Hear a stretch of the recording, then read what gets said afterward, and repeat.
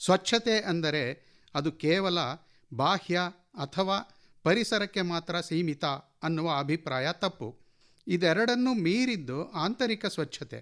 ಶುಚಿತ್ವ ಅಥವಾ ಸ್ವಚ್ಛತೆಯನ್ನು ಮುಖ್ಯವಾಗಿ 3 ರೀತಿ ವಿಂಗಡಣೆ ಮಾಡಬಹುದು. 1, ಮಾನಸಿಕ ಅಥವಾ ಆಂತರ್ಯದ ಸ್ವಚ್ಛತೆ.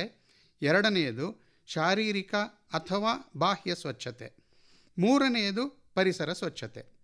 ಮೊದಲು ಮಾನಸಿಕ ಸ್ವಚ್ಛತೆ. ನಮ್ಮ ಎಲ್ಲ ಚಟುವಟಿಕೆಗಳಿಗೂ ಮನಸ್ಸೇ ಮೂಲ ಆಗಿರೋದರಿಂದ ಅದರ ಸಮತೋಲನ ತುಂಬ ಮುಖ್ಯ. ಸಮಾಧಾನಕರ ಮನಸ್ಸು ತೆಗೆದುಕೊಳ್ಳುವ ನಿರ್ಧಾರಗಳು ಸಮರ್ಪಕವಾಗಿರುತ್ತವೆ. ದುರ್ಬಲ ಮನಸ್ಸಿನ ನಿರ್ಧಾರಗಳು ತೊಂದರೆಗೆ ಕಾರಣವಾಗುವುದೇ ಹೆಚ್ಚು. ಮಾನಸಿಕ ಸಮಾಧಾನಕ್ಕೆ ಪೂರಕವಾಗುವ ಅಂಶಗಳೆಂದರೆ ಸಾತ್ವಿಕ ಆಹಾರ, ಸದ್ಭಾವನೆಗಳು, ಪ್ರೀತಿ, ವಿಶ್ವಾಸ, ನಂಬಿಕೆ, ಉತ್ತಮ ಬಾಂಧವ್ಯ ಇತ್ಯಾದಿ ಸಕಾರಾತ್ಮಕ ವಿಚಾರಗಳು. 2ನೇದು ಬಾಹ್ಯ ಸ್ವಚ್ಛತೆ. ಇಲ್ಲಿ ನಮ್ಮ ಶರೀರದ ರಕ್ಷಣೆಗೆ ಪ್ರಾಧಾನ್ಯತೆ. ನಮ್ಮ ಬಾಹ್ಯ ಅಂಗಾಂಗಗಳು ವಾತಾವರಣದ ಜೊತೆ ಒಡ್ಡಿಕೊಳ್ಳುವುದರಿಂದ ಅದರ ಎಲ್ಲ ಏರುಪೇರುಗಳ ಪ್ರಭಾವ ನಮ್ಮ ಶರೀರದ ಮೇಲೆ ಬೀಳುತ್ತೆ. ಅದು ನಮ್ಮ ಜೀವನಾಧಾರ ಅಂಗಗಳನ್ನು ಕಾಯಿಲೆಗೆ ಒಳಪಡಿಸದಂತೆ ನಿರೋಧಕ ಶಕ್ತಿಯನ್ನು ನಮ್ಮ ಶರೀರಕ್ಕೆ ಒದಗಿಸಿರಬೇಕು. ರಾಸಾಯನಿಕ ಮುಕ್ತ ಸಾಬೂನಿನಿಂದ ಪ್ರತಿದಿನ ಸ್ನಾನ, ನೈಸರ್ಗಿಕ ಶಾಂಪೂ ಬಳಸಿ ಕೂದಲು ತೊಳೆದುಕೊಳ್ಳುವುದು, ಮಲಮೂತ್ರ ವಿಸರ್ಜನೆಯ ನಂತರ ಕೈಗಳನ್ನು ಚೆನ್ನಾಗಿ ತೊಳೆದುಕೊಳ್ಳುವುದು, ನಿಯಮಿತವಾಗಿ ಕೈಕಾಲುಗಳ ಉಗುರುಗಳನ್ನು ಕತ್ತರಿಸುವುದು, ಶುಭ್ರವಾದ ಬಟ್ಟೆಗಳನ್ನು ಧರಿಸುವುದರಿಂದ ರೋಗ ಹರಡುವ ಸೂಕ್ಷ್ಮ ಜೀವಿಗಳನ್ನು ನಾಶ ಮಾಡಬಹುದು.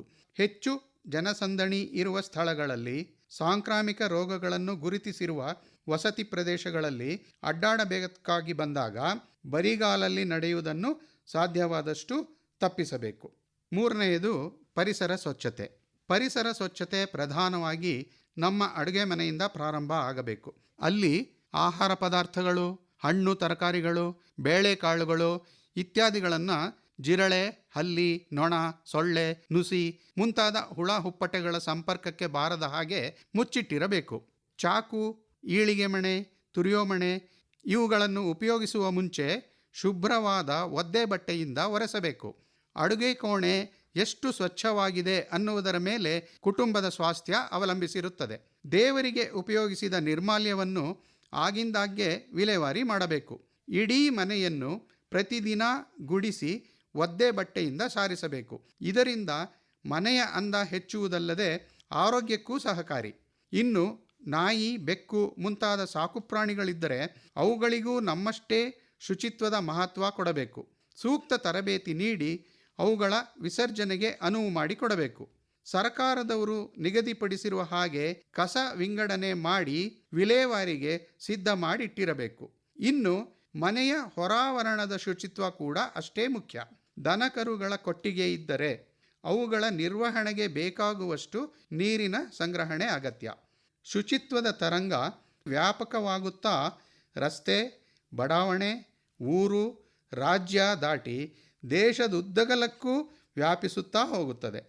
ಸ್ವಚ್ಛತಾ ಅಭಿಯಾನ ನಮ್ಮ ಭಾರತ ಸರ್ಕಾರದ ಮಹತ್ವದ ಯೋಜನೆಗಳಲ್ಲೊಂದು.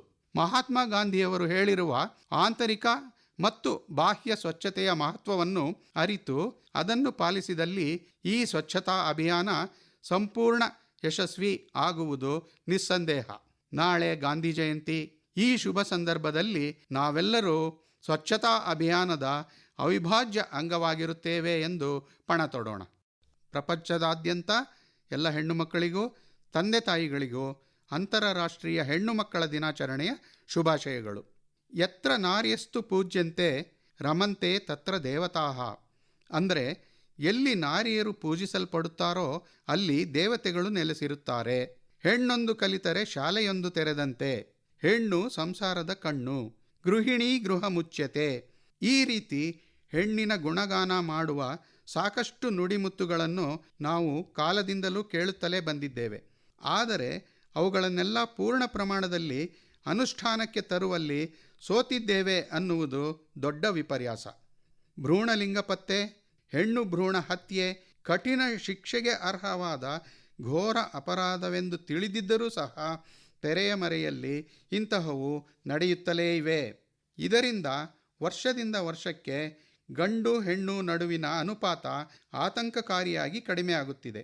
ಇದು ಹೀಗೆಯೇ ಮುಂದುವರಿದರೆ ಕಾಲಕ್ರಮೇಣ ಬಹುಪತಿತ್ವವನ್ನು ಕಾನೂನುಬದ್ಧ ಮಾಡಬೇಕಾದ ವಿಪರ್ಯಾಸದ ಅನಿವಾರ್ಯತೆ ಎದುರಾಗಬಹುದು. ಜೊತೆಗೆ ಲಿಂಗ ತಾರತಮ್ಯ, ಶಿಕ್ಷಣದಲ್ಲಿ ಅಸಮಾನತೆ, ಲೈಂಗಿಕ ಶೋಷಣೆ ಇವೆಲ್ಲವನ್ನೂ ಸಹ ಹೆಣ್ಣು ಅನುಭವಿಸುತ್ತಲೇ ಬಂದಿದ್ದಾಳೆ. ಇದನ್ನೆಲ್ಲ ಗಂಭೀರವಾಗಿ ಪರಿಗಣಿಸಿದ ವಿಶ್ವ ಆರೋಗ್ಯ ಸಂಸ್ಥೆ 2011ನೇ ಇಸವಿ ಡಿಸೆಂಬರ್ 19ರಂದು ಒಂದು ಠರಾವನ್ನು ಮಂಡಿಸಿತು. ಅದರ ಪ್ರಕಾರ ಪ್ರತಿ ವರ್ಷ ಅಕ್ಟೋಬರ್ 11ನೇ ತಾರೀಖನ್ನು ಅಂತಾರಾಷ್ಟ್ರೀಯ ಹೆಣ್ಣು ಮಕ್ಕಳ ದಿನವನ್ನಾಗಿ ಆಚರಿಸಿ ಅಲ್ಲಿ ಈ ಎಲ್ಲ ಜ್ವಲಂತ ಸಮಸ್ಯೆಗಳ ಬಗ್ಗೆ ಸಮಾಜಕ್ಕೆ ಅರಿವು ಮೂಡಿಸಿ ಪರಿಹಾರೋಪಾಯಗಳ ಬಗ್ಗೆ ಚರ್ಚಿಸಿ ಅನುಷ್ಠಾನಗೊಳಿಸುವ ಬಗ್ಗೆ ಜಾಗೃತಿ ಮೂಡಿಸುವುದು ಈ ದಿನದ ವೈಶಿಷ್ಟ್ಯತೆ. 2012ನೇ ಇಸವಿ ಅಕ್ಟೋಬರ್ 11ರಿಂದ ಇದು ಜಾರಿಗೆ ಬಂತು. ಅಲ್ಲಿಂದ ಈಚೆಗೆ ಏನಾದರೂ ಪರಿವರ್ತನೆ ಆಗಿದೆಯೇ ಅಂತ ವಿಶ್ಲೇಷಣೆ ಮಾಡೋಣ. ಕೆಲವು ದೀರ್ಘಕಾಲೀನ ಸಮಸ್ಯೆಗಳು ತಕ್ಷಣಕ್ಕೆ ಪರಿಹಾರ ಆಗೋದಿಲ್ಲ. ಅದು ಗುಪ್ತಗಾಮಿನಿಯ ಹಾಗೆ ಪ್ರವಹಿಸುತ್ತಾ ಇರುತ್ತೆ. ಕಾಲಕ್ರಮೇಣ ಗೋಚರಿಸಿ ತನ್ನ ಇರುವನ್ನು ಖಚಿತಪಡಿಸುತ್ತೆ. ಪ್ರಾಮಾಣಿಕ ಪ್ರಯತ್ನ ಮುಂದುವರಿಸುತ್ತಿರಬೇಕು. ತಾಳ್ಮೆಯಿಂದ ಕಾಯಬೇಕು. ವರ್ಷದಿಂದ ವರ್ಷಕ್ಕೆ ಇದು ಪರಿಣಾಮಕಾರಿಯಾಗಿ ಮೌಢ್ಯ ಮತ್ತು ಪೂರ್ವಾಗ್ರಹಗಳನ್ನು ಬದಿಗೆ ಸರಿಸುವುದರಲ್ಲಿ ಯಶಸ್ವಿ ಆಗುತ್ತಿದೆ ಅನ್ನುವುದೇ ಸಮಾಧಾನ.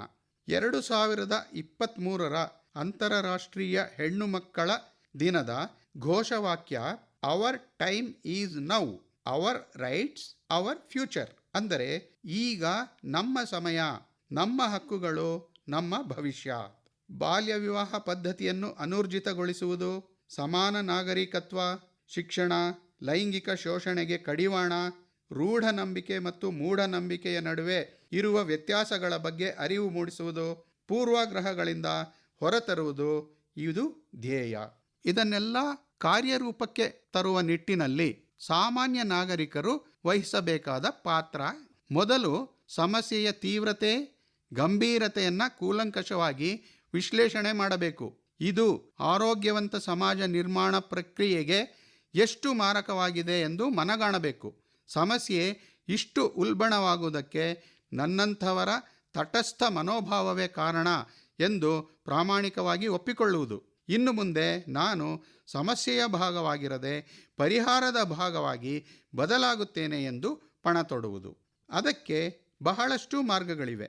ಸಮಾನ ಮನಸ್ಕರ ತಂಡಗಳನ್ನು ರಚಿಸಿಕೊಂಡು ಶೋಷಣೆ, ದೌರ್ಜನ್ಯಕ್ಕೆ ಒಳಗಾಗುತ್ತಿರುವ ವಸತಿ ಪ್ರದೇಶಗಳಿಗೆ ಆಗಿಂದಾಗ್ಗೆ ಭೇಟಿ ಕೊಟ್ಟು ಮುನ್ನೆಚ್ಚರಿಕೆ ಕೌಶಲ್ಯಗಳನ್ನು ಕಲಿಸಿಕೊಡುವುದು.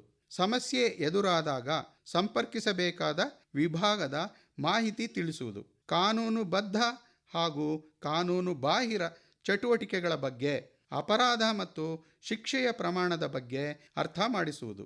ಶಿಕ್ಷಣದ ಮೌಲ್ಯವನ್ನು ಎತ್ತಿ ತೋರಿಸುವುದು. ಇನ್ನೂ ಸಾಂದರ್ಭಿಕವಾಗಿ ಬೇಕಾದಷ್ಟು ರೀತಿಯಲ್ಲಿ ತಮ್ಮನ್ನು ತಾವು ತೊಡಗಿಸಿಕೊಳ್ಳಬಹುದು. ಒಂದು ಸಿದ್ಧಾಂತದ ಪ್ರಕಾರ ನಮ್ಮ ಕಾಲಚಕ್ರ ಒಂದು ಸುತ್ತು ಪರಿಭ್ರಮಿಸುವುದಕ್ಕೆ 60 ಸಂವತ್ಸರಗಳನ್ನು ಕ್ರಮಿಸಿರುತ್ತೆ. ಅದನ್ನೇ ಆಧಾರವಾಗಿಟ್ಟುಕೊಂಡು ಯಾವುದೇ ವ್ಯಕ್ತಿ 60 ಸಂವತ್ಸರಗಳನ್ನು ಪೂರೈಸಿ ಮತ್ತೆ ಹುಟ್ಟಿದ ಸಂವತ್ಸರಕ್ಕೆ ಹಿಂದಿರುಗಿದಾಗ ಆ ವ್ಯಕ್ತಿಗೆ ಹಿರಿಯ ನಾಗರಿಕರ ಪಟ್ಟ ದೊರೆಯುತ್ತದೆ. ಈ ಸಂಧಿಕಾಲದಲ್ಲಿ ಅವರ ಜೀವನದಲ್ಲಿ ಬಹಳಷ್ಟು ಬದಲಾವಣೆಗಳನ್ನು ಕಾಣಬಹುದು. ನಿವೃತ್ತ ಜೀವನದ ಬಗ್ಗೆ ಮೊದಲೇ ವಿಶ್ಲೇಷಣೆ ಮಾಡಿ ಸೂಕ್ತ ಯೋಜನೆಗಳನ್ನು ಹಾಕಿಕೊಂಡಿದ್ದರೆ ಅಂಥವರು ಹೆಚ್ಚು ಆತಂಕ ಪಡುವುದಿಲ್ಲ. ಆದರೆ ಇವರ ಸಂಖ್ಯೆ ಬಹಳ ಕಮ್ಮಿ.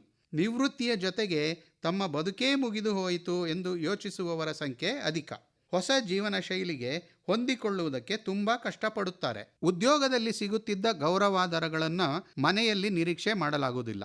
ಅದು ಪರಸ್ಪರ ಮನಸ್ತಾಪಗಳಿಗೆ ಕಾರಣವಾಗಬಹುದು. 60ಕ್ಕೆ ಅರಳು ಮರಳು, ಆದರೆ ಅದು ವಾಸ್ತವವಾಗಿ ನಮ್ಮ ವರಕವಿ ದ.ರಾ ಬೇಂದ್ರೆಯವರು ಹೇಳಿರೋ ಹಾಗೆ 60ಕ್ಕೆ ಮರಳಿ ಅರಳು ಅಂತ. ಸಂವಿಧಾನಾತ್ಮಕವಾಗಿ ಕೂಡ ಹಿರಿಯ ನಾಗರಿಕರು ಹಲವಾರು ಹಕ್ಕುಗಳನ್ನು ಪಡೆದುಕೊಳ್ಳುತ್ತಾರೆ. ಉದಾಹರಣೆಗೆ ಉತ್ತಮ ಆರೋಗ್ಯ, ನಿರಾತಂಕ ನಿವೃತ್ತ ಜೀವನ, ಕುಟುಂಬದ ಕಿರಿಯ ಸದಸ್ಯರಿಂದ ಸೌಹಾರ್ದಯುತ ಬಾಂಧವ್ಯ ಇವು ಪ್ರಮುಖವಾದವು. ಆದರೆ ಇವುಗಳನ್ನು ಪಡೆದುಕೊಳ್ಳಬೇಕಾದರೆ ಹಿರಿಯ ನಾಗರಿಕರೂ ಸಹ ಸೂಕ್ತ ಜವಾಬ್ದಾರಿಗಳನ್ನು ನಿರ್ವಹಿಸಬೇಕಾಗತ್ತೆ. ಆರೋಗ್ಯವೇ ಭಾಗ್ಯ ಅನ್ನುವುದು ತಲತಲಾಂತರದಿಂದ ಪ್ರಚಲಿತವಾಗಿರುವ ಸಿದ್ಧಾಂತ. ಇಲ್ಲಿ ಆರೋಗ್ಯ ಅನ್ನುವುದಕ್ಕೆ ಒಂದು ಸರಿಯಾದ ಅರ್ಥ ಹುಡುಕುವುದಾದರೆ ಒಂದೊಂದು ಅಕ್ಷರಕ್ಕೂ ವಿಶೇಷವಾಗಿ ಅರ್ಥೈಸಬಹುದು. ಆ ಅಂದರೆ ಆಹಾರದಲ್ಲಿ ಪೌಷ್ಟಿಕತೆ, ಆನಂದವಾಗಿರುವುದು. ರೋ ಅಂದರೆ ರೋಗ ರುಜಿನಗಳಿಂದ ಮುಕ್ತವಾಗಿರುವುದು. ಗ ಅಂದರೆ ಗಲೀಜು ಗದ್ದಲಗಳಿಂದ ದೂರವಾಗಿರುವುದು. ಇನ್ನೊಂದು ಅರ್ಧಾಕ್ಷರ ಯ ಒತ್ತು ಉಳಿದಿದೆಯಲ್ಲ, ಅದನ್ನು ಹೀಗೆ ಅರ್ಥೈಸಬಹುದು. ಯಾವತ್ತೂ ಈ 3 ಅಂಶಗಳನ್ನು ಗಮನದಲ್ಲಿಟ್ಟುಕೊಂಡು ಪಾಲಿಸಿದರೆ ಉತ್ತಮ ಆರೋಗ್ಯ ಖಂಡಿತ ಸಾಧ್ಯ. ಹಿರಿಯ ನಾಗರಿಕರು ಆಹಾರದ ಬಗ್ಗೆ ತುಂಬ ಕಾಳಜಿ ವಹಿಸಬೇಕು. ನಾಲಿಗೆ ಚಪಲಕ್ಕೆ ಕಡಿವಾಣ ಹಾಕಬೇಕು. ವ್ಯಾಯಾಮ ತುಂಬ ಮುಖ್ಯ. ನಿರಾತಂಕ ನಿವೃತ್ತ ಜೀವನ ಬೇಕಿದ್ದರೆ ಇದರ ಬಗ್ಗೆ ಸೇವೆಯಲ್ಲಿರುವಾಗಲೇ ಯೋಜನೆ ಮಾಡಿದ್ದರೆ ಒಳ್ಳೆಯದು. ಗಳಿಕೆಯ ಒಂದಂಶವನ್ನು ಕಡ್ಡಾಯವಾಗಿ ಮುಂದಿನ ಜೀವನ ನಿರ್ವಹಣೆಗಾಗಿಯೇ ಉಳಿತಾಯ ಮಾಡಿರಬೇಕು. ವೈದ್ಯಕೀಯ ವೆಚ್ಚಗಳಿಗಾಗಿ ಆರೋಗ್ಯ ವಿಮೆ ಹೊಂದಿರಬೇಕು. ಸಮಾನ ಮನಸ್ಕರ ಒಡನಾಟ, ಕ್ರೀಡೆ, ಕ್ರಿಯಾತ್ಮಕ ಚಟುವಟಿಕೆಗಳಲ್ಲಿ ತೊಡಗಿಸಿಕೊಳ್ಳುವುದು ಇವೆಲ್ಲ ಕುಟುಂಬದಲ್ಲಿ ಸಾಮರಸ್ಯ ಸಾಧಿಸುವುದಕ್ಕೆ ಬೇಕಾದ ಅಂಶಗಳು. ಜೊತೆಯಲ್ಲಿ ವಯಸ್ಸಿಗೆ ತಕ್ಕ ಗಾಂಭೀರ್ಯ ಇರಲಿ, ಮಾತು ಹಿತಮಿತವಾಗಿರಲಿ, ಕಿರಿಯರು ತಿಳಿದೋ ತಿಳಿಯದೆಯೋ ತಪ್ಪು ಮಾಡಿದರೆ ಕ್ಷಮಿಸುವ ಉದಾರತೆ ಇರಲಿ. ಮಕ್ಕಳು ಮೊಮ್ಮಕ್ಕಳಿಗೆ ನೀವೊಂದು ಅಮೂಲ್ಯ ಆಸ್ತಿ ಅನ್ನುವ ಭಾವನೆ ಮೂಡಿಸಿ. ಅತಿಯಾದ ಕಾಳಜಿ ಸಹ ವೈಯಕ್ತಿಕ ಸ್ವಾತಂತ್ರ್ಯಕ್ಕೆ ಧಕ್ಕೆ ಉಂಟು ಮಾಡಬಹುದು. ವಯಸ್ಸು ಹೆಚ್ಚಾದ ಹಾಗೆಲ್ಲ ಆಸೆ ಆಕಾಂಕ್ಷೆಗಳು ಭಾವನೆಗಳು ಕುಂಠಿತಗೊಳ್ಳಬೇಕೆಂಬ ಭಾವನೆ ತಪ್ಪು. ಅವಕಾಶ ಇರುವಾಗಲೇ ಕೆಲವು ಮುನ್ನೆಚ್ಚರಿಕೆ ಕ್ರಮಗಳನ್ನು ಅಳವಡಿಸಿಕೊಂಡು ಅವರನ್ನು ಸ್ವತಂತ್ರವಾಗಿ ಬಿಡಬೇಕು. ಅವರ ಭಾವನೆಗಳಿಗೆ ಬೆಲೆ ಕೊಡಬೇಕು. ಅರ್ಥ ಮಾಡಿಕೊಳ್ಳುವುದು ತಡವಾದಷ್ಟು ಪಶ್ಚಾತ್ತಾಪದ ಪ್ರಮಾಣ ಹೆಚ್ಚುತ್ತಾ ಹೋಗುತ್ತದೆ. ಪರಿಸ್ಥಿತಿ ಕೈ ಮೀರಿರುತ್ತದೆ. ಸೂಕ್ತ ಸಮಯಕ್ಕೆ ಸರಿಯಾದ ನಿರ್ಧಾರ ಆ ನಂತರದ ಪಶ್ಚಾತ್ತಾಪವನ್ನು ತಡೆಗಟ್ಟುತ್ತದೆ. ಒಟ್ಟಿನಲ್ಲಿ ಆಹಾರ, ಆಚಾರ, ವಿಹಾರ, ವಿಚಾರ ಈ 4 ಸಮರ್ಥವಾಗಿ ನಿಭಾಯಿಸುವುದರಿಂದ ಮುಂದಿನ ಬದುಕನ್ನು ನೆಮ್ಮದಿಯಾಗಿ ಸವೆಸಿ ನಿಶ್ಚಿಂತೆಯಿಂದ ತೆರಳಬಹುದು.